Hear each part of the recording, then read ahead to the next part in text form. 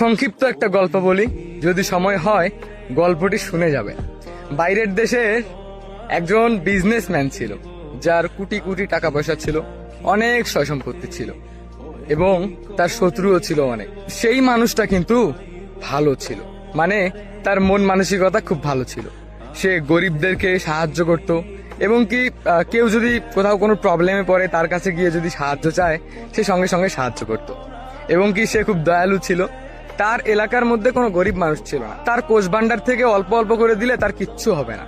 তার বড় বড় ব্যবসা ছিল। তো এই বিজনেসম্যানের একমাত্র ছেলে ছিল, মানে একটাই ছেলে ছিল, তার কোনো কিছুরই অভাব ছিল না। সে খুব আদরের ছিল। তো বিজনেসম্যানের শত্রুরা প্ল্যান করছে যে ওকে ধ্বংস করতে হবে, মানে বিজনেসম্যানকে ধ্বংস করতে হবে, ঠিক আছে। শত্রুরা এটা প্ল্যান করছে এবং কি ওই দেশের মধ্যে উনি সম্মানীয় একজন ব্যক্তি ছিলেন।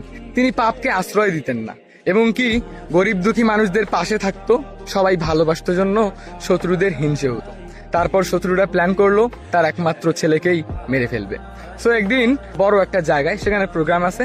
সো ইনি যেহেতু বড় একজন বিজনেসম্যান, একজন সম্মানী মানুষ, এনাকেও ইনভাইট করছে। আর ইনি এনার ছেলেকে খুব ভালোবাসেন, তাই সেই ছেলেকেও নিয়ে গেছে সেই পার্টিতে, ঠিক আছে।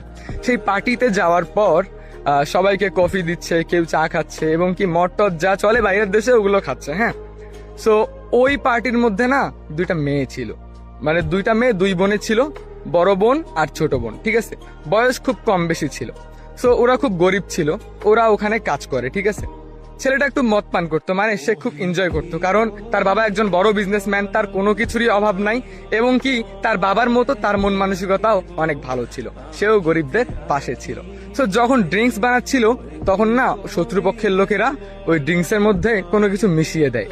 মিশিয়ে দিয়ে সেই মেয়েটাকে, মানে যে দুই বোন ছিল গরিব যেখানে কাজ করে, সো ওই দুই বোনের মধ্যে বড় বোনকে বললো এই গ্লাসটা ওই ছেলেটাকে দিয়ে আসো, ঠিক আছে, এটা কিন্তু স্পেশাল, ওই ছেলেটাকেই দিতে হবে। সো মেয়েটা একটু চালাক ছিল, মেয়েটা ফলো করেছিল যে ওই ড্রিঙ্কের মধ্যে কোনো কিছু মেশানো আছে। সো তারপরে মেয়েটা সুযোগ বুঝে ড্রিঙ্কটা সাইড করে আরেকটি ড্রিঙ্ক ওখানে দেয়। ওখানে দেওয়ার সঙ্গে সঙ্গে বলে যে ছোট সাহেব, আপনি তো অনেক ধনী একজন মানুষের ছেলে, আপনার সঙ্গে কথা বলার সৌভাগ্য আমার হবে কিনা জানি না, তবে আমার হাতে যে দুইটা ড্রিঙ্ক দেখছেন আপনি ডান পাশেরটা নেন, কারণ বাম পাশেরটাতে বিষ মেশানো আছে, আপনাদের শত্রুপক্ষ বিষ দিয়েছে, আমি কোনোভাবে দেখে ফেলছি। সো ছেলেটা খুব চালাক ছিল, সে মেয়েটার কথা শুনে সেই ডান পাশের ড্রিঙ্কটাই খেলো, ঠিক আছে। অতঃপর ছেলেটার কিচ্ছু হলো না। আর সেই ড্রিঙ্কসের মানে গ্লাসটা যেটাতে বিষ ছিল, সেই ড্রিঙ্কসটা ছেলেটা হাতে নিয়ে মেয়েটার হাত ধরে স্টেজে গিয়ে উঠে বলল, এরাই হচ্ছে মানুষ। আপনার যত টাকা পয়সা থাকুক না কেন, মানুষের পরিচয়